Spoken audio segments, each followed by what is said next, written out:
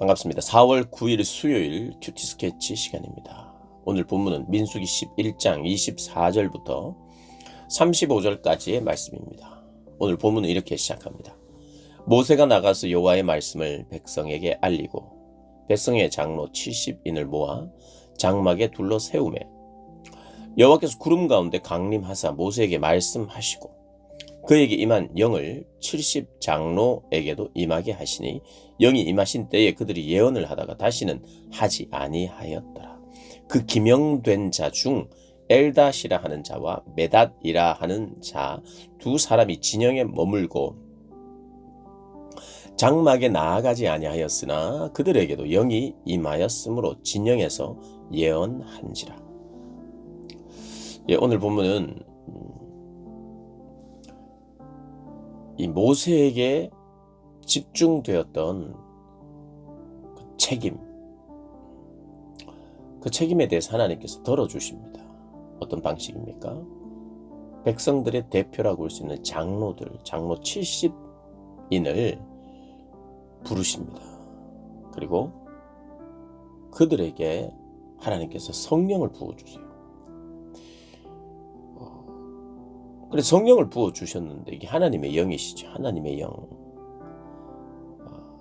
하나님의 영. 모세에게 임한 영. 그 영을 70장로들에게도 임하게 하셨다. 누가요? 하나님이 임하게 하셨어요. 근데 그들이 무엇을 하는고? 그들이 예언을 합니다. 예언. 그리고 나서는 이때 말고는 예언을 하지 않는다고 말하죠. 그런데 또 기명된 자 중에 아마 70의 장로일 수도 있고 장로가 아닐 수도 있습니다. 그런데 만약에 70명이 모여야 되는데 그걸 제대로 모이지도 않았는데 모세가 그렇게 뭔가를 이들에게 책임을 질 수 있는 그런 지도력을 나누는 이런 그런 어떤 의식 같은 걸 하는데 다 안 왔는데 진행하실 리는 없고 기명된 자라고 하니 원래 70인에 포함되는 것 같기도 하고 근데 아마도 70장로들이 아닌 어떤 사람 지도자급의 사람이 아닐까 이렇게 우리가 예측을 합니다. 이 사람들이 진영에 있었어요. 그러니까 장막에 가지 않고 장막 주변으로 가지 않고 진영이 있었어요. 그런데 여기에도 하나님의 영이 임하고 그것 때문에 여호수아가 이걸 막으려고 해요. 이 질서가 없어지는 것 같고 자기가 봤을 때 하나님의 영이 특별한 모세에게만 있어야 되는데 나누어지는 걸 보고 이것이 뭔가 질서가 흔들리는 것 같기도 하고 이게 제대로 된 일이 아닌 것 같기도 하여 이 예언을 마치라고 합니다. 그치게 하려고 합니다. 모세에게 막 일러요. 근데 모세는 또 네가 이것 때문에 시기하느냐 이렇게 이야기를 해요.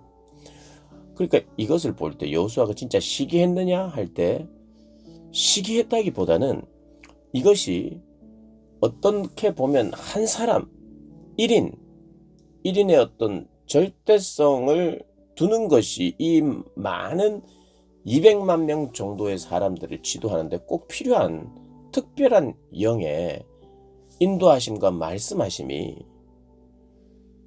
집중되어야 하지 않겠냐는 생각이에요. 그 생각이 강한 거죠.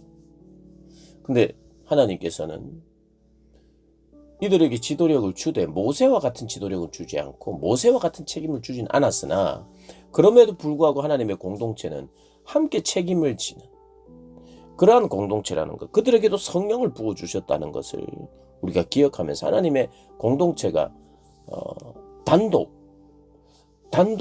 어떤 독재 같은 그런 구조는 아니다. 물론 하나님 독재죠. 하나님 독재지만 하나님은 독재해 주실수록 좋은 거죠. 그리고 그분은 그것을 우리 독재라고 하지 않고 그분의 주권이라고 하죠. 그분의 그분의 뜻이면 끝이죠. 그분의 뜻은 가장 아름다우며 가장 선하며 가장 완전하기 때문에 그분의 뜻대로 되기를 원해야죠. 사람의 뜻은 누군가에게는 유리하고 누군가에게는 불리하고 누군가에게는 눈물이 누군가에게는 웃음이 넘치게 하지만 하나님의 뜻은 다르죠. 그런 면에서 그러나 인간들이 함께 세워가는 공동체는 여러 다수의 리더십들이 있는, 우리 교회도 마찬가지죠. 그렇게 하는 것을 좀 보여주는 내용일 수도 있습니다. 어쨌든 하나님께서 책임을 이렇게 분산시키고 또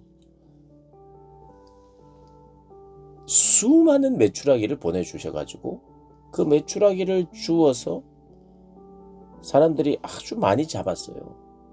그러니까 여기 보면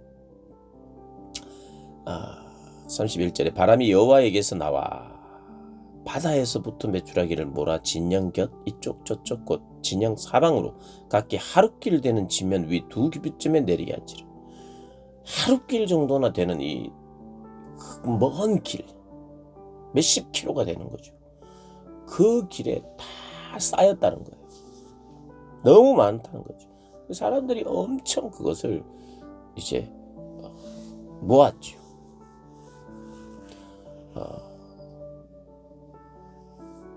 그날 종일, 종야, 낮과 밤 계속해서 그 이튿날 종일토록 메추라기를 모았어요. 적게 모은 자도 10호멜이다. 그래서 자기 진영의 사면에 다 펴두었다. 이제 우리가 이게 먹게 됐다. 그런데 하나님께서 그게 입에 들어가기 전에 아직 고기가 아직 이 사이에 있어 씹히기 전에 이 사이에 넣어서 이제 씹으려고 할 때 그 고기 맛을 느끼기 바로 직전에 그들의 수고가 다 헛것이 되면서 그들이 하나님의 진노로 재앙으로 쳐서 하나님께서 치셨다 그랬어요. 심판하셨다는 거죠. 메추라기를 하나님께서 주시면서 주변에 있는 사람들로 하여금 그 메추라기 내렸을 때 그들이 하는 태도, 일부입니다. 일부. 그들이 하는 태도 끝없이 모으고 그리고 그 속에 감사가 없고 욕망으로 가득 찬 그들의 모습, 그리고 그 욕망의 끝이 죽음이라는 것을 시각적으로 하나님이 보여주시는 이 탐욕이라는 것이 결국에는 절제되지 않고 자제되지 않는 끝없는 욕망, 하나님에 대한 불신앙, 이것의 끝이 죽음이라는 것을 이제 보여주는 거예요. 하나님이 응답하는 것 같지만 그것이 오히려 그들의 필요와 그들의 요청이, 그 탐욕으로 이루어진 그들의 요청이 그 끝이 죽음이라는 것을 보여주고 계십니다. 하나님께서 이 예언의 영, 이 영을 통해서 예언하게 하셨다 70인. 이것은 무엇을 의미하냐면 그냥 이 지도자들이 그냥 세워져도 되고 그들에게 영이 임했다는 것만 말해도 되는데 그들이 예언을 했다는 거예요. 이 예언은 뭔가 하는 거예요. 뭐냐 예언이. 적어도 미래 일을 이야기한다 이런 것은 아니고 예언은 이런 거죠. 하나님의 뜻이죠. 하나님의 뜻을 아는 거죠. 하나님의 뜻을 깨닫게 되는 거죠. 하나님의 말씀이 그들에게 임한 거죠. 그래서 그들이 모세가 지금 알고 있고 깨닫고 있고 지금 순종하고 있는 하나님의 마음을, 모세가 가지고 있는 하나님의 뜻과 마음을 이들도 공유하게 되죠. 그래야 리더십이 나눠지는 겁니다. 하나님의 뜻을 함께 공유할 때 그 책임을 나도 맡는 거죠. 모세를 전혀 이해하지 못하는 70명의 장로가 세워져 봐야 무슨 유익이 있겠어요. 오히려 분란만 있죠. 하나님이 영을 주셨다는 건 뭐냐면 진짜 모세의 책임을 나눠줬다는 거예요. 그러니까 나눠줬다는 의미는 모세가 깨달은 하나님을 본인들도 깨달았다는 거예요. 하나님의 마음과 하나님의 방식과 하나님의 생각과 하나님의 계획을 어느 정도 지금 이 광야에서 하나님이 주시는 만큼, 주시는 만나만큼, 주시는 메추라기만큼 하나님의 인도와 하나님의 공급에 대해서 이것이 우리에게 최선의 길이구나 현재. 이걸 마음으로 깊이 동감하는 영, 그것이 부어져야 이게 의미가 있는 거죠. 그래서 우리가 생각할 때 하나님께서 그냥 사람만 세운 것이 아니라 그 사람들에게 모세가 가지고 있는 영적인 부담감, 하나님의 거룩한 마음, 그런 것들을 함께 부어줌으로 말미암아 공동체가 이제 하나님에 대한 불신과 원망과 이런 것들에서 조금씩 사람을 세움으로 말미암아 공동체를 다듬어 가고 있다는 것을 지금 보여주고 있어요. 그래서 하나님의 뜻을 깨닫는 시간이 되는 거죠.